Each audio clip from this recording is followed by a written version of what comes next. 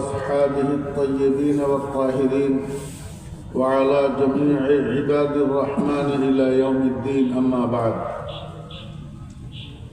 فأعوذ بالله من الشيطان الرجيم بسم الله الرحمن الرحيم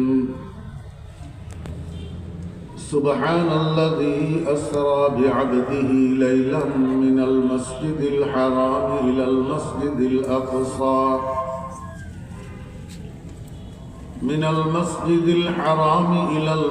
الأقصى الذي باركنا حوله لنريه من آياتنا إنه هو السميع البصير صدق الله مولانا العظيم وقال صاحب الرسالة عليه أفضل الصلوات وأكمل التحية فإذا أنا بيوسف فإنه قد أوتي شطر الحسن أو كما قال النبي عليه الصلاة والسلام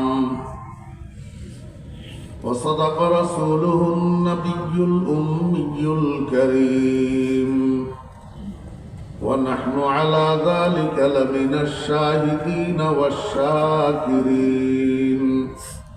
ربنا تقبل منا إنك أنت السميع العليم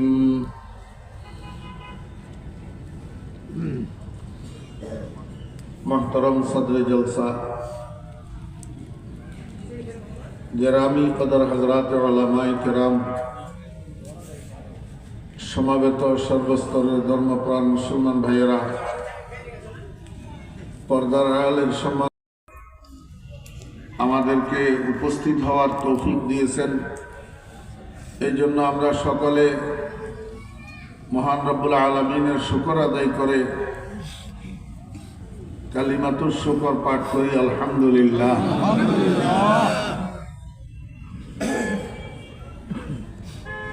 মুরব্বীরা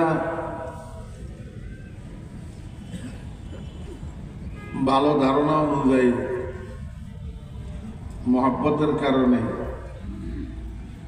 আবেগের বশীভূত হয়ে একটু বেশি বলি ফেলেন।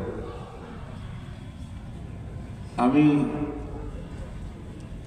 ঘোষক মহোদয় যেগুলো বলছেন সেগুলোর দ্বারে কাছেও নেই। আমি একটা নালায়েক মানুষ, গুনাহগার মানুষ, না এলম না আমল। মুরব্বীরা মহব্বত করেন, ডাকেন।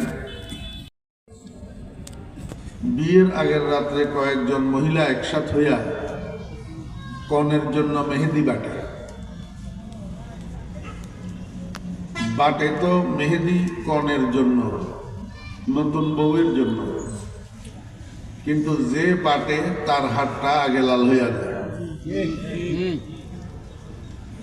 আমিও এই আশা করি বসি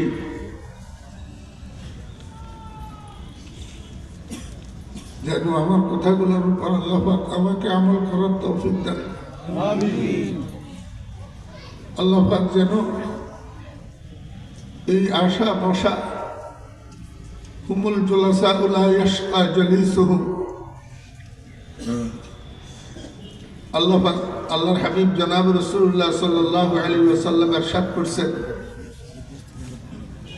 যে এমন কিছু নেককার মানুষ যারা তাদের সঙ্গী হয়, এই সঙ্গীদেরকেও আল্লাহ পাক বঞ্চিত করেন না।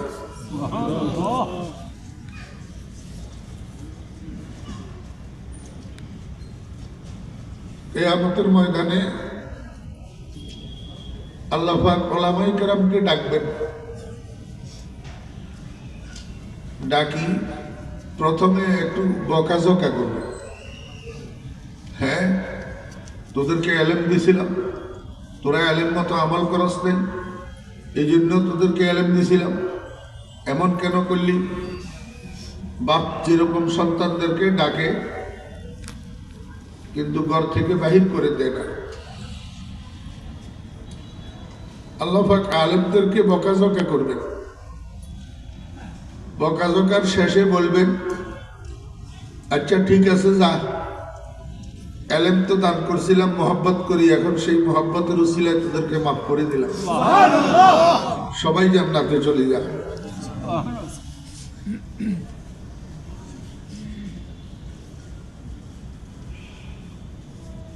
আল্লাহ পাক দয়া করে মেহরবানি করি এই মানুষগুলোর লিস্টের মধ্যে আমি অদমের নামটা উঠে দিই। আমি এই জন্য আপনাদের কাছে দোয়া চাই, এই সমস্ত টাইটেল, এই সমস্ত লকব, এই সমস্ত প্রশংসা এগুলাই কিছু আসে আর যায় না যদি আল্লাহ পাক মাফ না করে দেন। গোলাম তো সবাই আল্লাহ, গোলামের কিসের প্রশংসা, গোলামের কিসের টাইটেল লকব?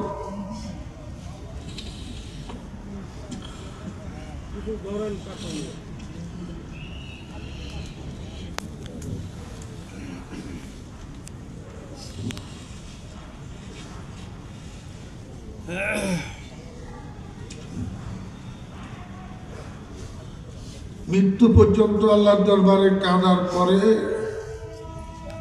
যদি গোলামের লিস্টের মধ্যে নামটা উঠানো যায় তাহলে শপথ, না হলে 2 পয়সার মূল্য নেই।